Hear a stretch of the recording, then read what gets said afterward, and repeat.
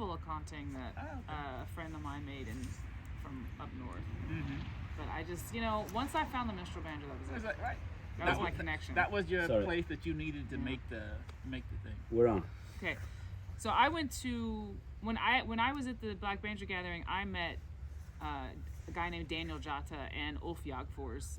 Ulf was from Sweden, Daniel's from the Gambia, and he brought in the research and Ulf, with Ulf's support about the accounting, because before this time, a lot of the banjo scholarship had really focused on like ngoni and like semi-spiked lute kind of instruments, a lot of jelly instruments or what they say griot instruments, and the folk full spike lute instruments that are all over Senegambian region had been kind of not really brought into international banjo scholarship. So Daniel, whose father was a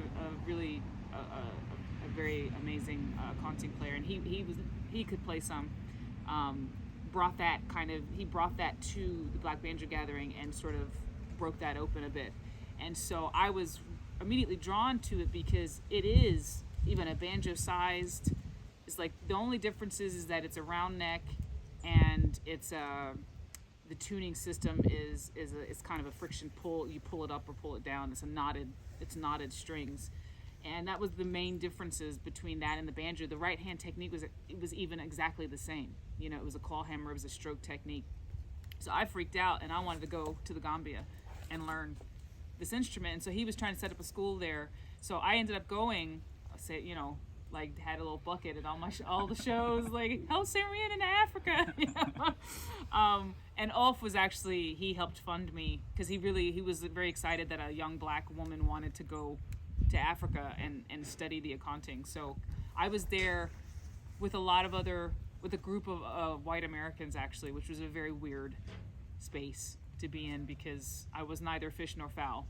So to the Africans there, I was like two bob, and then to the white people, I was a Black American, and I was like, it was very weird experience. But I was there for 2 weeks learning the accounting, and I also got a riti, which is the Fulani fiddle, and I had a little lesson on that. I know that dude was like, what is this? But anyway, and it was for me like there was an immediate it was a very difficult time because all the accountings are tuned differently because it's the relationship between the strings, not the notes, that are the same. So it's a very non-Western European way of approaching it. So I had to sort of rejigger my brain a little bit.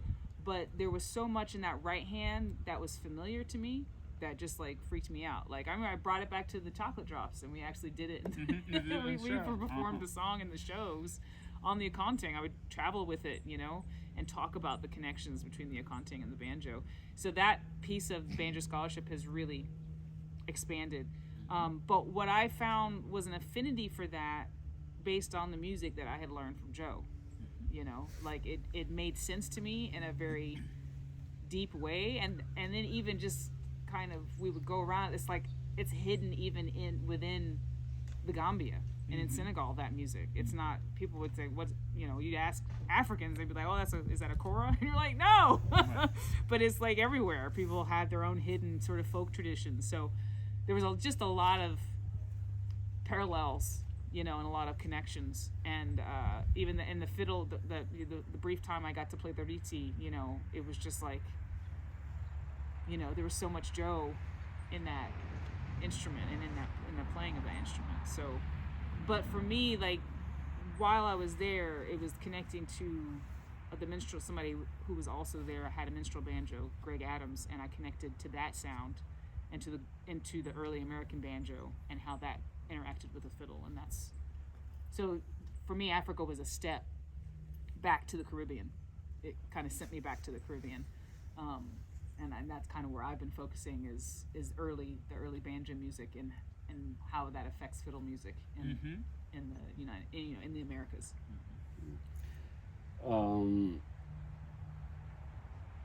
Let me stop it here, and